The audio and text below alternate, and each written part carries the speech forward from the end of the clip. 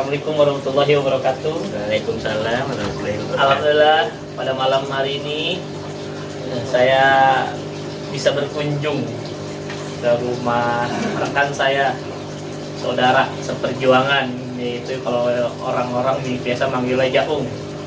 Mas ini siapa? Fahrul Raji. Fahrul Raji, nama aslinya dipanggilnya Bang Jaung ya. Pada malam hari ini ditemani dengan gericik-gericik, apa namanya ini? Mesin air. Mesin air ya, karena beliau ini apa ya, yang dulunya di masa pendidikan belajar olahraga ya maksudnya ya, tapi bisa jadi pengusaha begini gitu. Pembantu. Oke, gimana kabar Om? Sehat? Alhamdulillah. Biasa. Udah lulus ya S1? Alhamdulillah S1. Udah lulus S1? Lulus. Walaupun belum diwisuda gitu. Walaupun belum sudah, tapi surat kelulusan udah keluar. Wah, mantap. Nih, sekarang kegiatan apa? Sekarang kegiatannya sibuknya sih ya masih ini lagi belajar breeding ikan. Sebelumnya sih kita main di lobster air tawar, tapi bukan di laut, karena kalau main laut kita belum punya tambak. Belum pakai tambak gitu. Tapi laut udah ada kan? Laut mah ada, laut Ada. aman, selatan punya kita semua. Terus Jadi, gimana? iya, jadi kita main lobster air tawar dulu pertama. Awalnya sih dulu waktu masa pandemi sempat mikir gitu, kalau gue kuliah sembari kerja, sedangkan gue pribadi waktu di pondoknya gitu nggak bener gitu, maksudnya nggak serius belajar, ngerasa kurang gitu, kurang ilmu, kurang apa yang bakal dijual nanti ke depannya setelah lulus, kurang tata bahasa untuk ngomong sama orang, kurang vokabulari, banyak kurangnya dah ibarat mah, banyak kurang sadar diri gitu. Wah, kurangnya banyak. Jadi gue kuliah sembari nuntut itu. Kalau gue sembari kerja, kayaknya waktu belajar gue kalau nggak sekarang kapan lagi gitu. Tapi udah semester akhir nih, semester 6 gue kayak tadi coba mulai usaha deh. Usaha apa ya? Dulu tuh awal-awalnya emang pengen nyoba ikan, terus kita diskusi tuh sama Om, kira-kira kalau bisnis ikan gimana ya? Saya bilang, kalau ikan musiman, kata dia gitu, coba main di lobster deh gitu. Akhirnya kita ngikutin tuh, karena kita juga gini pengalaman, ngikutin aja dah. Kita main lobster, kita lihat tuh di YouTube cara breeding, cara ngurus, cara dan lain-lain. Itu awal-awal tuh dulu. Kalau breeding itu nelorin apa nenakin sih maksudnya? Sama aja sih sebenarnya, cuman itu kan bahasa Inggris. Breeding. Breed, iya. Berarti kan artinya melahirkan. Breeding sedang melahirkan gitu. Oh, gitu. Iya. Tahu bener, tahu salah. Enggak, gue soalnya kelamaan di Hadral Maut. Jadi gua bahasa itu agak kurang gitu. Oh iya, siap. Jadi ya begitu deh ya, ibaratnya belajar melahirkan anak lobster gitu. Tapi udah sempet jual lo sempat? Belum sempet jual karena kita rugi dulu awalnya. Emang dulu waktu bisnis lobster itu awalnya rugi sampai sekian juta dah ibaratnya, karena kita belum tahu ilmunya, masih nyoba-nyoba, ketipu juga dulu. Terus habis itu bikin kolam lagi, nambah lagi. Akhirnya singkat cerita beli gagal. Ya emang begitu ya, namanya usaha, Proses lah. proses gagal tuh hal yang harus gitu, wajib. Cuman saya pakai modal orang gitu perkaranya, sempet nangis juga karena ngerasa anjir gue gagal mulu, udah ngabisin modal banyak. Akhirnya mungkin ya Allah kasih buka jalan gitu kan. Terakhir beli bibit itu kalau nggak salah 50 ekor lobster. Habis itu kita gedein jadi indukan, dan itu mati semua, sisa 4 apa 3 ekor yang gendong telur gitu ibarat mah, dia udah nelor deh. Akhirnya telurnya netes, induknya mati semua. Cuman hasil dari tetesan telur lobster itu ada 1000 ekor. Oh, itu yang ditaruh situ tuh ya? Ya, yang di kolam situ ada 500 lagi kita taruh di kolam cawang. Oh, iya. Ya karena lapak kita nih minimalis. Jadi kita taruh sebagian di cawat. Itu singkat ceritanya sih seperti itu. Ya karena kita udah main lobster nih. Cuman kalau kita pikir-pikir lobster ini terlalu lama gitu, prospek jangka panjang lah ibaratnya kayak pohon. Kalau pohon mah kan jangkanya tahunan, per 10 tahun, per 20 tahun kalau pohon mah ya. Kalau lobster per tahun, setahun sekali bisa panen, setahun sekali bisa panen. Cuman sebenarnya sih tergantung lapak sih. Kalau lapaknya gede, skala industri ya mungkin bisa tiap bulan atau tiap minggu panen gitu. Jadi dia udah sistem perkawinannya udah rapi lah gitu. Sampai pindah ke ikan ini. Pindah ke ikan gara-garanya begini. Lobster ini kan emang jangka panennya lama. Akhirnya kita nyari nih selingan gimana caranya per bulan nih kita bisa panen. Jadi kita mikirin, kalau kita mikirin jangka per tahun, per bulan kita, kalau ibarat mah per tahunnya kita dapat makan, nanti per bulannya kita makan apaan? Dapur mau kagak ngabul nih ibaratnya begitu. Jadi kita mikirin nih bulanannya kudu pakai apa. Per tahunnya kita udah dapat, bulanannya kita harus cari. Nah, bulanannya itu kita cari, pikiran kita saat itu karena kita punya orang tua angkat babe. Iya, babe di Paru. Nah, kita punya orang tua angkat itu punya kolam banyak. Kata babe, pakai dana kolam gua, kata babe begitu. Bayarnya gimana nih be? Kata babe, udah tenang aja, pakai aja dulu, ntar kalau udah panen terserah dia mau ngasih apa. Ya kita anak muda, ada peluang usaha. Ya udah akhirnya kita beli bibit dulu tuh. Beli bibit 2000 ekor. Bibit ikan mentis dulu tuh 2000 ekor, kita main ikan hias. Kita jual harus. Ini kita ketipu lagi nih. Karena baru terjun lagi biasa. Ilmu gagalnya mantep dah. Emang kudu gagal dulu sih. Harusnya ikan dijual 4000 seekor, ini kita kejual 1800 sama tengkulak, itu tuh syaratnya. Cuman alhamdulillah balik modal kita tanam lagi ikan, kita nggak nyerah tuh. Alah baru segini lobster aja udah habis sekian juta gitu.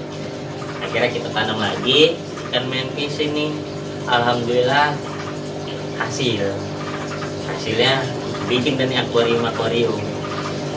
Kebikin akuarium ini kita kepikiran kalau kita ngambil bibit di orang terus atau sayang gitu. Kenapa kita nggak breeding sendiri, kenapa kita nggak nelurin sendiri supaya kita nggak ngambil lagi nih dari orang. Kenapa kalau kita ibarat mah kita bisa ngasilin sendiri, kenapa kita harus ngambil dari orang? Udah ibarat mah gitu dah, muter-muter baik ya. Ya intinya kita nyicil itu pelan-pelan untuk beli akuarium, beli mesin air, sampai kebangun nih begini nih, ya kecil, saya ada berapa akuarium itu, ya segitu dah. Jadi kita udah pikirin nih jangka tahunannya dari si lobster, bulanannya ada dari si ikan. Tinggal mikirin nih kita nih per minggunya dapat dari mana, per harinya dapat dari mana. Itu gimana tuh? Udah berjalan? Itu lagi kita pikirin. Oh itu. Laki-laki mah kudu begitu. Langkahnya panjang, pikirannya juga perlu panjang. Maksudnya langkahnya panjang, pikirannya harus panjang. Pikirannya yang harus panjang, bukan yang ngayap aja yang ngayap. Nggak tahu pulang-pulang ngayap kayak Bang Toib. Jadi ibarat mah orang dulu mah bilang pikirannya panjang, maksudnya tuh apa? Langkahnya panjang tuh apa? Pikiran tuh panjang, nggak mikirin sekarang doang, nggak mikirin besok doang gitu. Tapi 1 tahun ke depan misalnya, 10 tahun ke depan misalnya. Ini kita udah dibilangnya namanya langkahnya panjang. Iya, begitu maksudnya. Cuman ini termasuk salut juga loh, gua maksudnya lu berani dengan tadi cerita lu lah gagal dan gagal lagi. Iya. Apa yang aku cari maksudnya ya ini mantep gitu, maksudnya nggak putus asa, nggak lemah apa ya, nggak lemah iman lah, tetap usaha itu. Sampai sekarang gue lihat udah bagus banget. Keren lah lu perjuangan. Iya. Ini ada satu ilmu nih yang gue dapet di pondok, yang kayaknya kalau gak gue amalin tuh sayang. Apa? Dan gue kayaknya berdosa banget.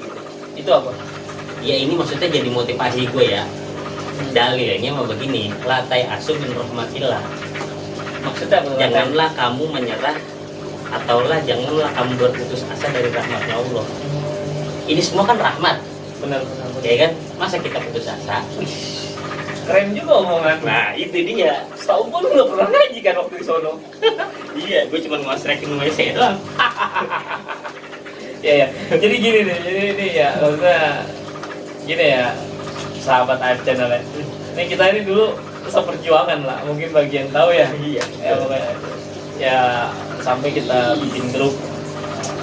Bukan bikin grup sih, dibentuk lah yang namanya itu Black Dragon kan. Alhamdulillah, inilah salah satu orang-orang Black Dragon gitu. Latai asu min rahmatillah, janganlah kamu berputus asa Dari dari rahmatullah. rahmat Tuhan. Jadi ketika gagal ya coba lagi. Karena gue yakin segala sesuatu mesti ada rahmatnya Allah gitu. Mesti ada. Kalau kita putus asa, ya sama aja kita nggak ada imannya lah. Orang rahmat ngapain diputus asain? Ibarat mah ya udah ada gitu. Tinggal kitanya aja yang gerak. Iya, udah iya ibarat mah kecewa itu pilihan. Kecewa itu pilihan. Emang si orang punya kadar kecewanya masing-masing ya. Cuman kecewa itu menurut gua pilihan. Kita bisa milih kecewa atau kita bisa milih nggak kecewa gitu. Wah, waktu zamannya lu kecewa itu paling beratnya pas awal. Aduh. Iya pernah kecewa sih. Cuman habis itu kayak banyak ya gitu ya hal-hal yang bikin gua kecewa ya. Cuman habis itu introspeksinya diri itu kayak kegampar cepet banget, cepat sadar lu goblok gitu. Iman hilang lu. Maksudnya hilang lu iman. Gimana sih? Iman lu hilang. Iman lu hilang gitu. Sadar lu goblok gitu. Jadi kayak mungkin gimana ya? Alhamdulillahnya gitu beruntung Gimana bentuk? Berguru di pondok Abah terutama ya, walaupun gua nggak belajar di sekolah gitu ya, nggak belajar kitab kuning, cuman dididik langsung sama Habib Muhammad ya, berasanya kayak selalu punya apa ya, punya hal yang kayak ada yang ngingetin gitu, kayak ada yang ngingetin kalau kita tuh keluar konteks gitu, keluar jalur gitu. Kayak ya mungkin emang saya pelanggar berat gitu, wah kan aja udah dilanggarin dah gitu model. Cuman alhamdulillahnya Masih ada rasa kemanusiaan. iya, rasa iya. Terus yang paling penting kalau imannya hilang tuh kayak langsung kayak ada yang ngegampar di iman lu hilang goblok gitu, langsung kayak oh iya Sadar lagi. iman lu hilang nih.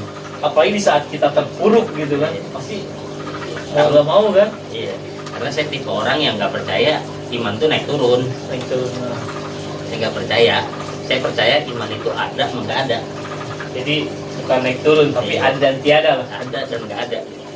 Tapi ini bukan sebuah klise ya, kalau ada dan tiada. Iya. Iman itu apa? Naik turun. Iya, karena kalau naik turun, menurut saya gini, dikatakan orang itu beriman kan dia percaya atas segala-galanya yang menjadi sebuah kekuasaan Allah gitu ya. Benar.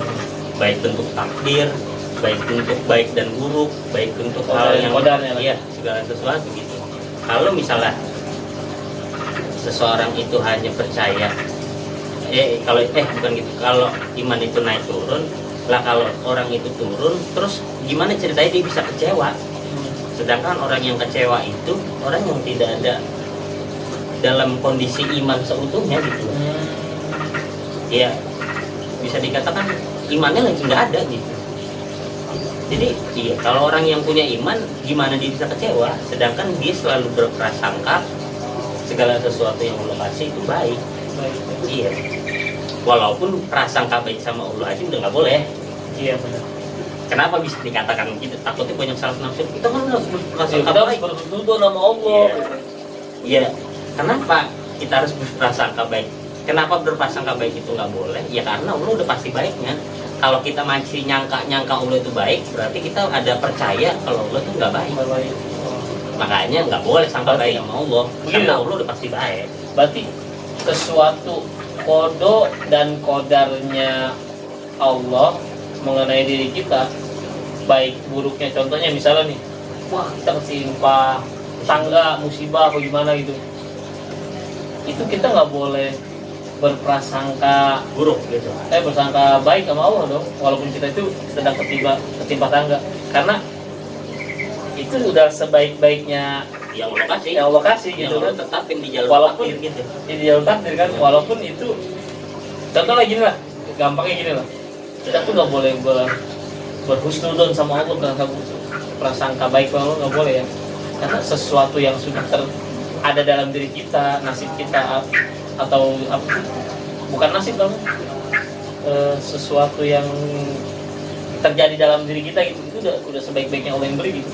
Iya bagusnya sih begini, kalau nggak boleh kayak kesannya maksa gitu ya. Iya. Ibarat mah bagusnya, ahsannya ya jangan berprasangka baik sama Allah, karena ya Allah udah pasti baik. Ya, Walau pasti baik. apa yang udah Allah takdirkan ke diri kita itu udah itu udah pasti baik. udah pasti baik. Iya, cuman kadang kita ngerasa aja. Makanya kadang ngerasa tuh kan kagak boleh. Iya kan? Ngerasa tergolimi lah. Ngerasa diri paling baik. Kan tuh nggak boleh tuh. Benar. Makanya ngerasa tuh kan nggak boleh. Makanya baik sama buruk tuh sebenarnya itu kan perspektif kan. Rasa kita. Bukan siapa-siapa yang menentukan, tapi diri kita sendiri kan. Karena ya baik sama buruk kita yang rasain. Makanya kalau menurut gua, orang yang beriman pasti dia ngerasa ya Allah tuh baik aja ini ya, nggak ada merasa nggak baik, karena segala sesuatu mesti ada hikmahnya sih. Benar-benar. Iya, gitu aja. Oh gitu. Mungkin ente lagi ngerasa nggak enak sama sesuatu, kayaknya kok begini amat, atau musibah, sesuatu hal yang menurut ente itu nggak baik, tapi ya itu yang sebenarnya baik. Sebenarnya baik. Cuman karena kita aja merasanya Nggak baik. nggak baik kan? Karena ada merasa, bukan rasa, itu merasa ya. Kalau dirasa, kalau rasa, kalau rasa mah baik. Kalau merasa ya nggak baik dah. Kayak ada gue merasa begini nih. Iya. Merasa.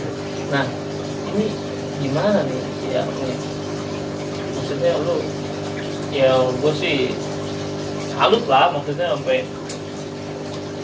Jadi apa ya? Seperti ini, licin seperti ular, cerdik bagaikan merpati gitu. Itu tuh loh, kayak gini ya. Proses Itu loh, Proses. mantap banget ya. Nah, terus gimana nih? Pesan dan kesannya lah buat ya, buat gue pribadi dan buat yang nonton ini, channel ini. ya, pesannya ya, kalau pesannya mah kesannya dulu ya. Iya. Kesannya semua orang kan berubah-berubah. Ibarat mah semua orang punya karakter dan punya sifat yang ditentukan sama lingkungan dia. Kadang seseorang bisa baik sama kita, kadang seseorang bisa marah sama kita, kadang seseorang bisa berperilaku baik, kadang seseorang bisa berperilaku yang membuat kita merasa itu tidak enak. Ya, pesannya untuk kita semua, kesan dulu ya. Itu Kesannya gue selama ini sama Agung, selama gue hidup gitu ya, selama kita bertemu ya, selama kita berteman, alhamdulillah selalu dipertemukan oleh orang-orang baik ya. Orang-orang yang bisa membuka pikirannya satu sama lain gitu, bisa sharing ilmu, bisa sharing hal-hal yang mungkin bisa dikatakan unik, bisa sharing hal yang enggak tentang akhirat aja, hal yang enggak tentang dunia aja, tapi kita coba untuk melengkapi apa itu akhirat, apa itu dunia. Itu sih kesannya. Jadi tahu makna kehidupan, tahu makna bertuhan seperti apa, tahu makna seperti manusia itu seperti apa, tahu makna hidup seperti apa gitu, tahu tujuan dihidupkan seperti apa, itu sih yang paling penting ya. Jadi kesan-kesan yang mendalam tuh ya, kita belajar untuk mengenal diri sendirinya, yang alhamdulillah kita udah lewatin proses itu bertahun-tahun, mengenal tentang hal-hal yang emang sebelumnya kita nggak ketahui gitu, pribadinya, karakternya, lingkungannya, alamnya, sosialnya. Itu sih kesan yang menurut gua luar biasa yang kita pernah lakuin. Itu kalau kesannya gimana ya kalau pesannya ini karena semua orang pasti melakukan peranan itu dengan baik sekali dan hal yang berbeda-beda itu. iya hal yang berbeda iya pasti lu pasti ngelakuin yang terbaik dah gitu. Gue meyakin gitu ya Bang. Karena lu pasti ngelakuin itu karena lu ngerasa bener gitu lu ngelakuin hal itu gitu ya selama lu lagi ngerasa bener coba tanya di dalam kebenaran lu bener nggak menurut orang banyak, bener nggak menurut kaidah, bener nggak menurut hukum adi, hukum akli, hukum syar'i itu bener nggak? Karena dibalik kebenaran belum tentu benar, bahkan dibalik ketidakbenaran mungkin ada kebenaran. Mantap filosofinya guys. Ya seperti itu. Oke, terima kasih ya udah mau gua podcast, udah ngeluangin waktunya ya di balik kesibukan manajer breeding lobster ini ya. Doain biar ketutup nih. Tahunannya udah ada, Amin. bulanannya udah ada, Amin. mingguannya nih kudu ada, Amin. hariannya apalagi, Amin. per 5 tahun, per 10 tahun, anak laki, usaha Aduh. jangan sampai atu. Siap, siap. Usaha aja sampai atu. Oke. Usaha jangan sampai Oke, atu. thank you guys.